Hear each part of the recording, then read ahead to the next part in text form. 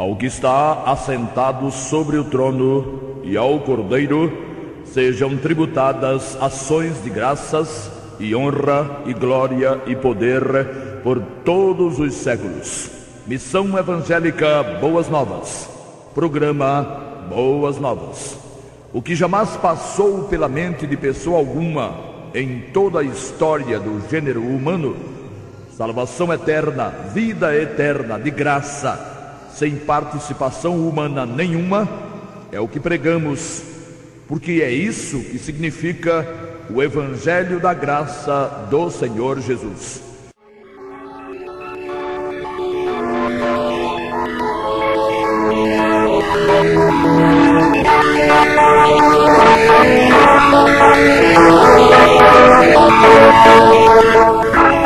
Não importa qual o objeto de sua fé, ela funcionará assim mesmo. Quem afirmou essa coisa mentirosa e monstruosa foi um médico suíço do século XVI chamado Paracelso. O cidadão, é claro, não entendia nada de Bíblia e nem de fé no conceito das Sagradas Escrituras. Essa conversa de que é bastante apenas crer, sem importar qual o objeto da tal fé, leva e tem levado muitos à posição absurda de ter fé na própria fé. Ouve-se muito o que muitos insinuam, e muitos insinuam a muitos. Tenham fé, creiam, acreditem. E muitas vezes isso é dito em face a situações terríveis e desesperadeiras.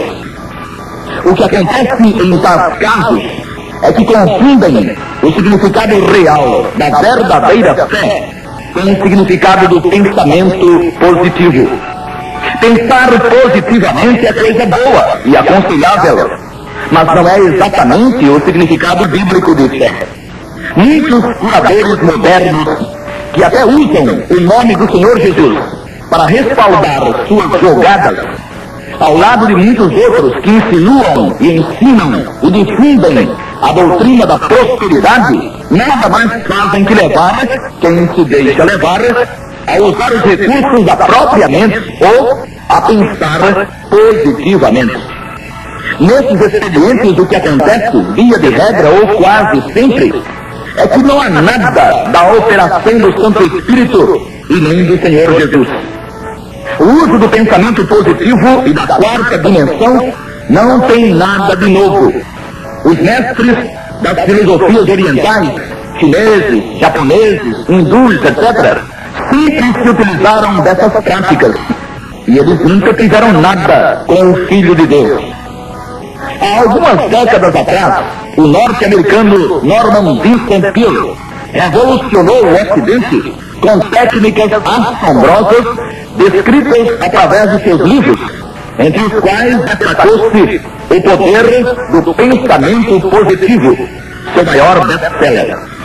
Qualquer livraria exibe um bom número de publicações milagrosas de autores internacionais e nacionais, como o Dr. Alain Ribeiro, ensinando métodos de alcançar sucesso e riqueza a um toque de dedo.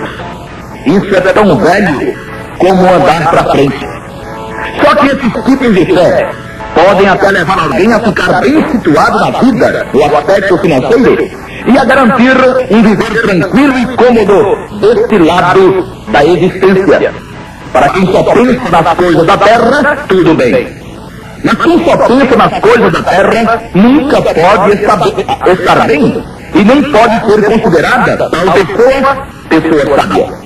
Quem raciocina, por pouco que seja, sabe que a vida de um homem, logo, sabe que sua própria vida está segura por um fio. Qual a segurança real que alguém tem de que continuará vivo nas próximas 24 horas, pelo menos? Logo, quem só pensa nas coisas da terra, pensa curto e pensa torto, que era como pensava o tal doutor Paracelso, médico suíço, que agora sabe que pensou errado. Não é qualquer fé, e nem é a fé em qualquer objeto que funciona em relação ao Todo-Poderoso. A única fé que reconcilia o homem com Deus é a fé no Senhor Jesus Cristo crucificado. Qualquer outro sentimento de fé, mesmo supostamente bíblico, causará uma tremenda decepção a quem quer que o tenha exercido. Isso não é dedução nossa, é a conclusão lógica dos arrazoados escriturísticos. Quer dizer, não fomos nós quem decidimos que assim fosse. Assim é, porque é assim que está escrito. Ainda que respeitemos a posição e a decisão de cada um pensa e decide como quiser, não podemos concordar com quem não decidir de conformidade com a verdade da Bíblia Sagrada, texto e contexto. Não podemos concordar, por exemplo, com as afirmações do artigo do padre Virgílio, publicado no jornal O Domingo, Semanário Litúrgico Catequético da Igreja Católica, número 39, de 17 de agosto de 97, página 4, reproduzido pelo jornal da cidade de Caruaru, número 4, de agosto de 97, página 2, sob o título A Lógica da Assunção de Maria. O propósito da abordagem desse assunto é o de, quem sabe, levar alguém, em algum lugar, a rever a espécie de fé que anda exercitando e a tomar consciência de que está crendo em coisas que foram decididas por homens igualmente pecadores, ao invés de ter os pés na solidez da palavra do Altíssimo.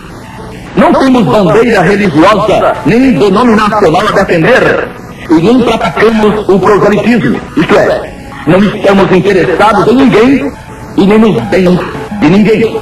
Move-nos apenas a obrigação de estabelecer a diferença, até onde nos cabe, entre os conceitos e arrazoados humanos e a autêntica afirmação bíblica.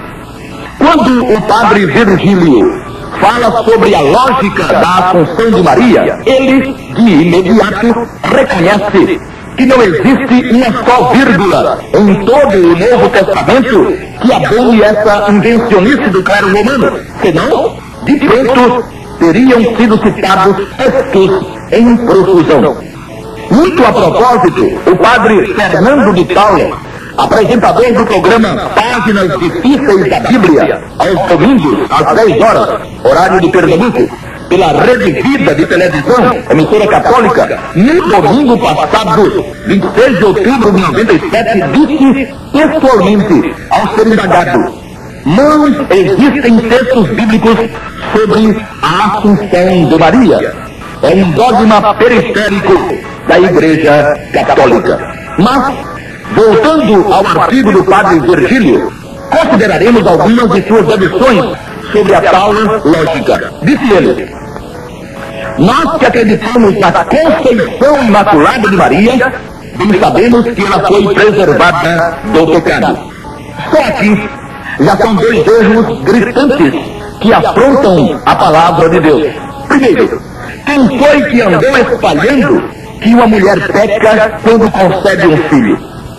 Ora, se fosse pecado procriar a mulher tendo o contato físico com seu marido, o culpado por tal pecado seria o próprio Criador.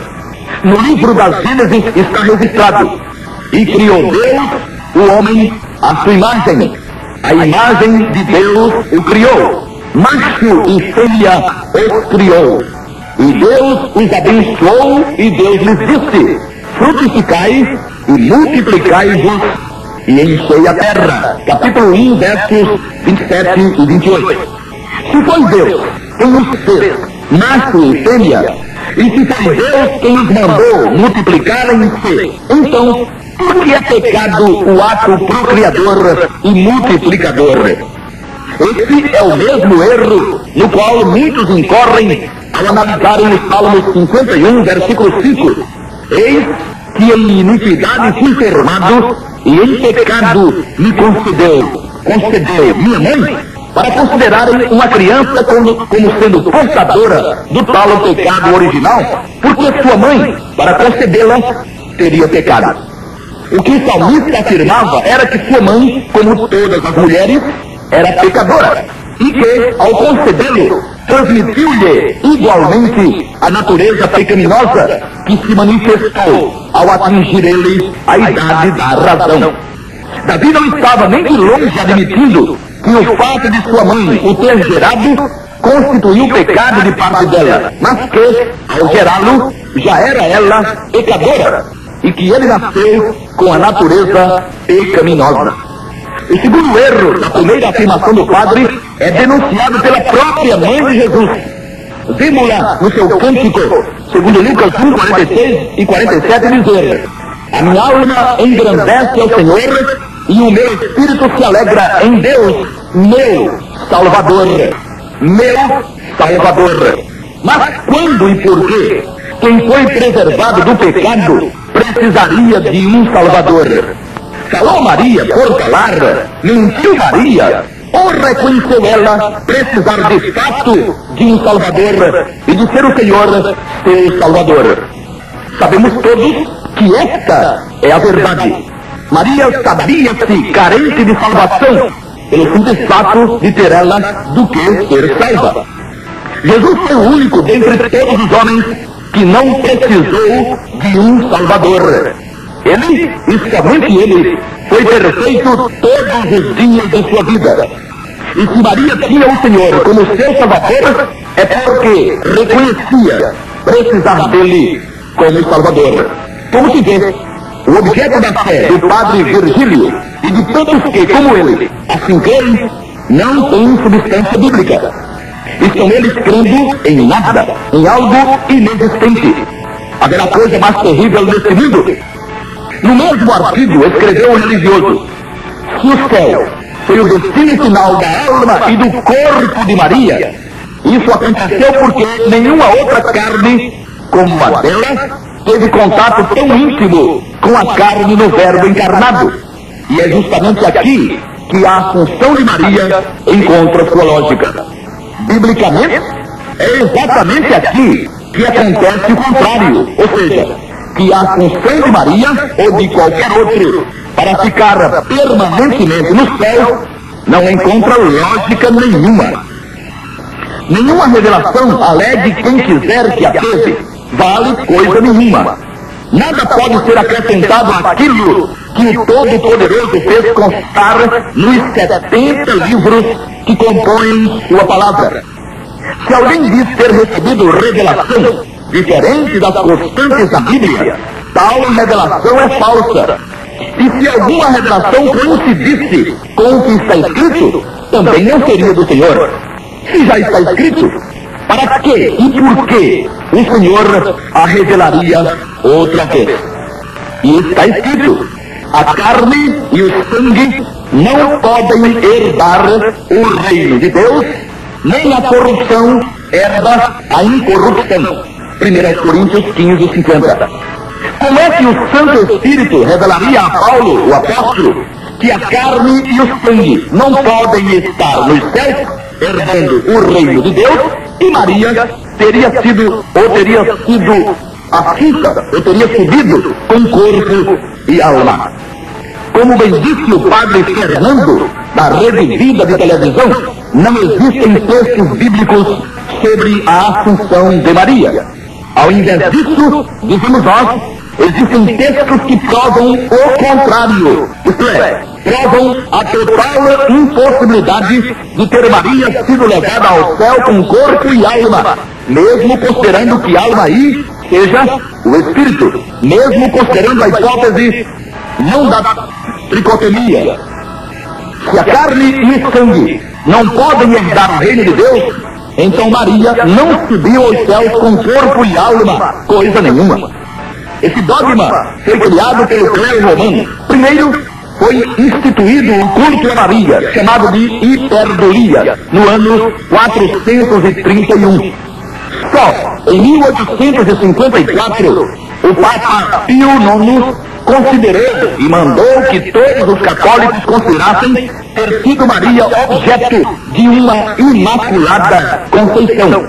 E, finalmente, em 1950, há apenas 47 anos atrás, o Papa Pio XII definiu e assinou a doutrina da Assunção de Maria. Quer dizer, Quem crê no dogma mariano não está crendo em nada que tenha sido revelado pelo Santo Espírito. Está crendo, misericórdia, está crendo naquilo que homens decidiram. Não existe, pois, lógica nenhuma no dogma da Assunção de Maria, como afirmou o padre Virgílio. O culto a Maria é tão extremado que o religioso em pauta afirmou também no mesmo artigo que a conclusão da vida terrena da mãe de Jesus chama-se dormição e não morte. Ninguém jamais ouviu semelhante palavra, dormição. Esta é uma prova de que o fanatismo religioso é capaz de qualquer absurdo. Se a Bíblia afirma que aos homens está ordenado morrerem uma vez, Hebreus 9:27, e se até Jesus, o Filho de Deus, morreu, por que só Maria não morreria?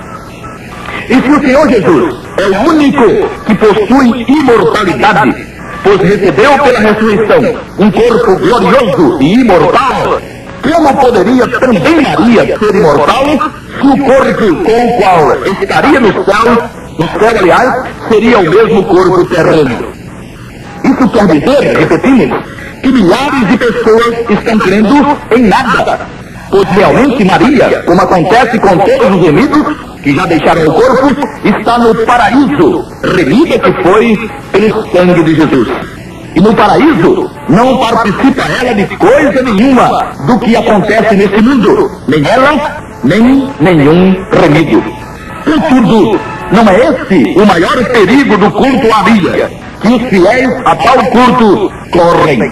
Em outras palavras, considerar Maria como tendo sido de Imaculada Conceição e como ter subido ao céu com corpo e alma, ainda não é o maior perigo do dogma inventado pela Igreja Católica. O maior perigo, o perigo terrível, horripilante mesmo, é o de considerá-la como co-redentora. Ou seja, os mestres do catolicismo levaram e levam seus seguidores a acreditarem no dogma falso de que Maria teria como ajudar alguém na salvação. O livro Doutrina Católica Dialogada, que é o desenvolvimento do chamado Credo do Povo de Deus, credo assinado pelo Papa Paulo VI em 30 de junho de 1968, e livro publicado pelo Mensageiro do Coração de Jesus, Caixa Postal 310, Rio de Janeiro, em fevereiro de 1970, registra: Maria é não só nossa mãe, mas co-redentora, medianeira entre nós e seu divino Filho. Página 92. Nem precisamos repetir que respaldo bíblico não existe nenhum para tal crença, e nem tampouco para o que é afirmado à página 113 do referido livro. Deus se serviu da Santíssima Virgem para descer até nós e nos salvar. Assim como foi medianeira entre Deus e os homens, forçosamente o será entre os homens e Deus. O Santo Espírito, contrariando as grandes autoridades do catolicismo, no entanto, informou ao apóstolo Paulo que há um só Deus e um só mediador entre Deus e os homens, Jesus Cristo, homem. 1 Timóteo 2:5. Se já não há lógica nenhuma para a ascensão de Maria ao céu com corpo e alma, muito menos para ser ela medianeira entre Deus e os homens, ou entre os homens e Deus. O que temos nós com o fato de que milhões por este mundo afora acreditam piamente desse dogma? Não temos nada. E o que conseguiremos abordando esse assunto se não acender a ira de muitos? Conseguiremos não ficar na omissão, vendo tantos irem até as últimas consequências, confiando em nada, agarrados a uma crença que não possui nem mesmo a menor substância bíblica. A bem-aventurada mãe de Jesus, mulher virtuosa, mãe extremada, filha de Deus, remida pelo sangue do Salvador, não tem culpa nenhuma do que fizeram utilizando seu nome e sua pessoa.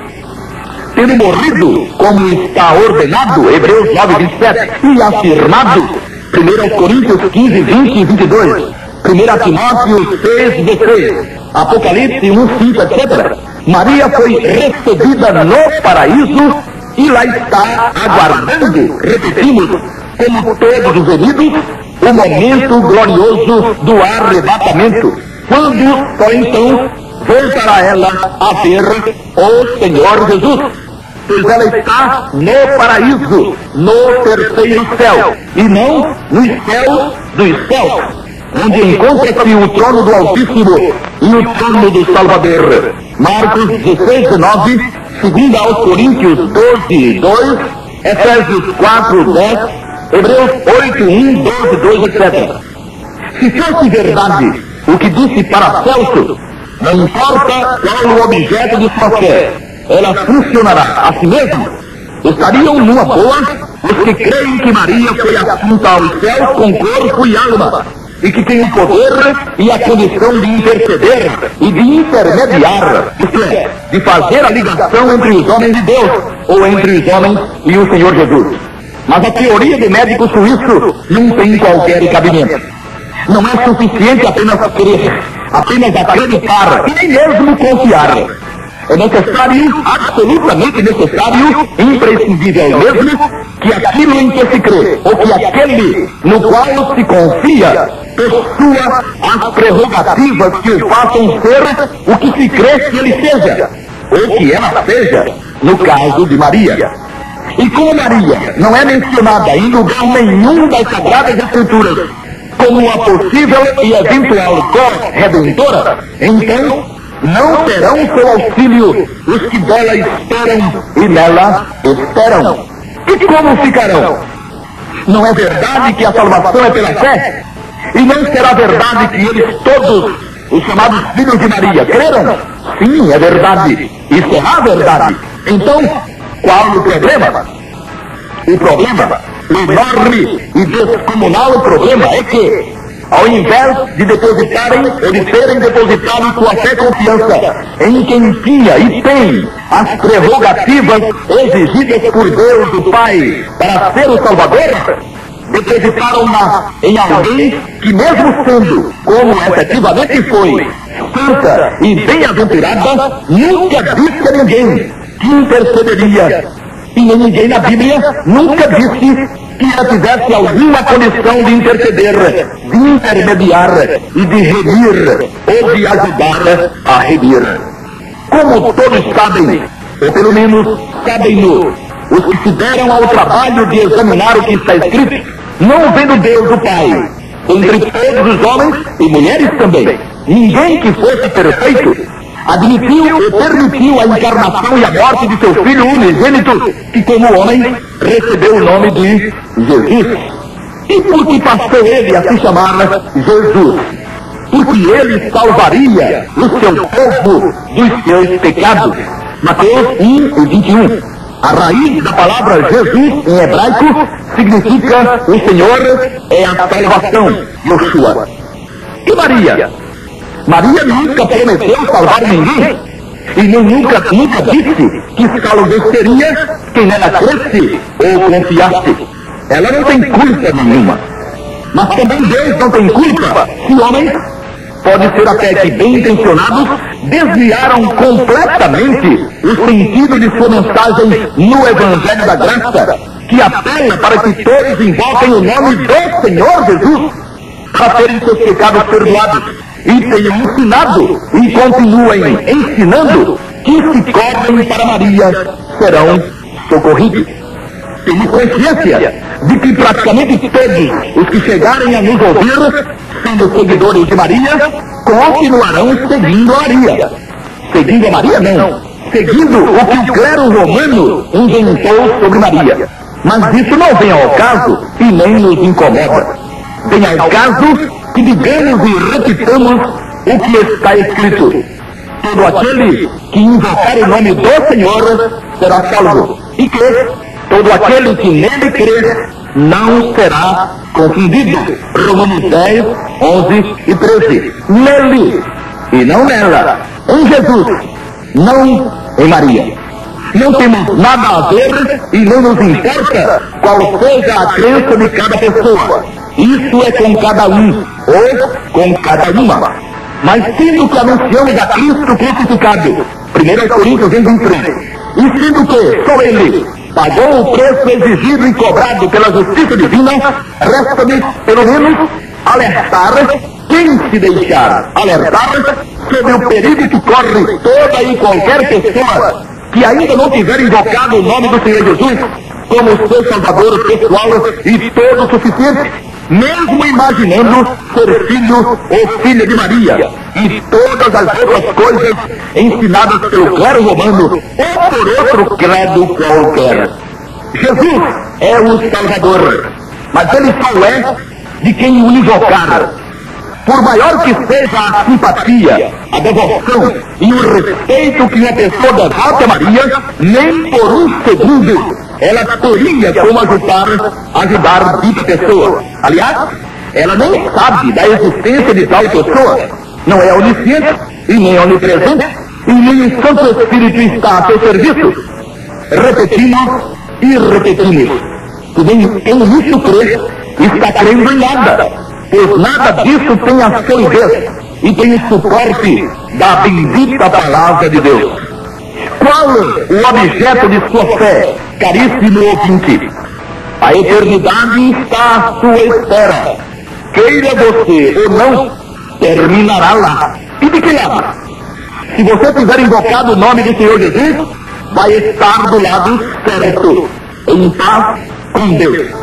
Mas seja qual for o outro caminho que você tomar, terminará longe da luz e da glória, que podem ser suas, já, agora. Vai encarar? Você é quem sabe. Se invocar o nome do Senhor Jesus, se colocar debaixo do seu sangue precioso, você será remido agora. Nem mais um minuto, nem mais um momento. No exato instante em que você apelar para Jesus, o sangue precioso do Filho de Deus, do Cordeiro de Deus, será colocado sobre você, e todas as suas mazelas e todas as suas culpas desaparecerão para sempre, e você será um remido em plena e perfeita paz com Deus. Que é isso? Invoque o nome do Senhor Jesus, e que o Senhor a todos abençoe. Amém.